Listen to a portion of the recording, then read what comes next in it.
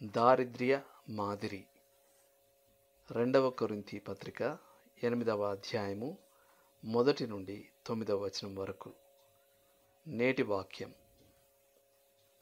మీరు మన ప్రభువైన యేసుక్రీస్తు కృపను ఎరుగుదురు గదా. ఆయన ధనవంతుడై ఉండియు మీరు తన దారిద్ర్యము వలన ధనవంతులు కావాలనని మీ నిమిత్తము దరిద్రుడాయెను. కొరింథీలకు రాసిన 2వ పత్రిక 8వ అధ్యాయము 9వ వచనం. ఏ విధాలుగా యేసు ధనవంతుడు? ఖచ్చితంగా ఆయన మూర్తిమత్వంలో ధనవంతుడే. ఎందుకంటే ఆయన నిత్యుడైన దేవుడు.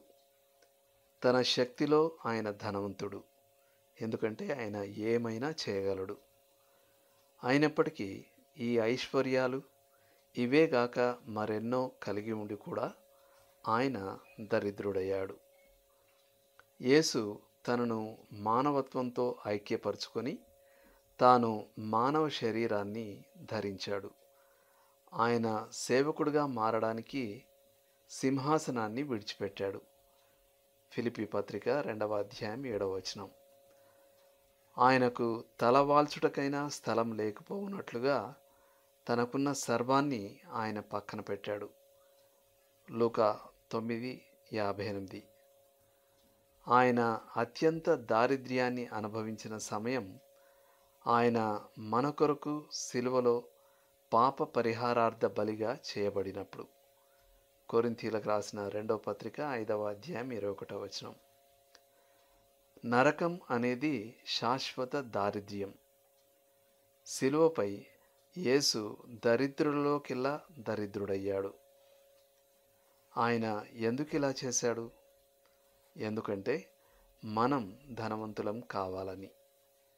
యేసుక్రీస్తును కలుసుకోకముందు మనం దరిద్రులుగా ఉంటిమని ఇది సూచిస్తూ ఉంది. నిజానికి సర్వం కోల్పోయిన వారిగా ఉంటిమి. కానీ ఇప్పుడు యేసుక్రీస్తులో నమ్మిక ఉంచాం గనుక మనం ఆయన ఐశ్వర్యమంతటిలో పాలు పంపులు కలిగి ఉన్నాం. ఇది సత్యం గనుక ఇతరులకు ఇవ్వడానికి మనం ఎలా నిరాకరించగలం? మనలను ధనవంతులుగా చేయడానికి యేసు దరిద్రుడయ్యాడు. మనం ఆయన మాదిరిని అనుసరించలేమా? పేతురు రాసిన 1వ పత్రిక 2వ అధ్యాయం 21వ వచనం. మీరు లోతుగా ఆలోచించాల్సిన విషయం. ఎలా మీరు ఆర్థికంగా దరిద్రులవడం, మరొకరు ఆధ్యాత్మికంగా ధనవంతులు కావడానికి సహాయపడగలదు? ఆమేన్.